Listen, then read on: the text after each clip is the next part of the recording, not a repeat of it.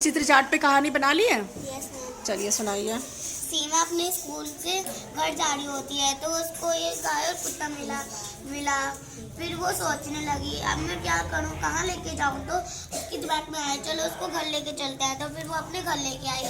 उसने अपने माता पिता को सब बताया। फिर उसने क्या मलंग बताया? पट्टी करी। उसने बताया कि ये रास्ते में रो रहा था, उसके बहुत चोट लगी है। फिर उसके माता पिता ने उसके पट्टी लगाई। फिर दोनों आपस में खेलने लगे।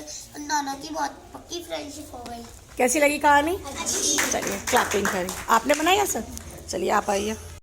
वाली कहानी चलिए सुनाइए। कहानी का नाम है भालू और राजू। आपने रखा कहानी का नाम भालू और राजू? ठीक है चलिए। एक दिन राजू जंगल के रास्ते अपने गांव जा रहा था। उसे पीछे से कोई आवाज आई। वो भालू से बहुत डरता था। उसने देखा कि अरे ये तो भालू है। वो डर के मारे भागने लगा। भालू बोला मेरे से डरो मत, रुको रुको। भालू समझाता रहा लेकिन वो डर के भागता रहा। उसे एक रस्सी मिली। उसे लगा कि ये रस्सी है तो वो नाव में कूदने लगा। भालू कहना चाह रहा था कि वो रस्सी नहीं, वो एक सांप है। राजू माना नहीं और राजू नाव में कूद गया और भालू सांप के साथ पानी में गिर गया और राजू वहां से चला गया। Very good. कैसी लगी कहानी? बढ़िया है ना?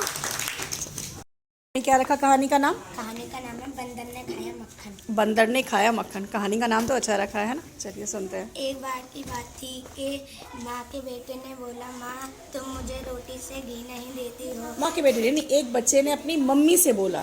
एक बच्चे ने अपनी मम्मी से बोला माँ तुम मुझे घी से रोटी नहीं देती हो। वह माँ ने कहा चलो कल से दे दूंगी। वह मक्खन बनाने लगी।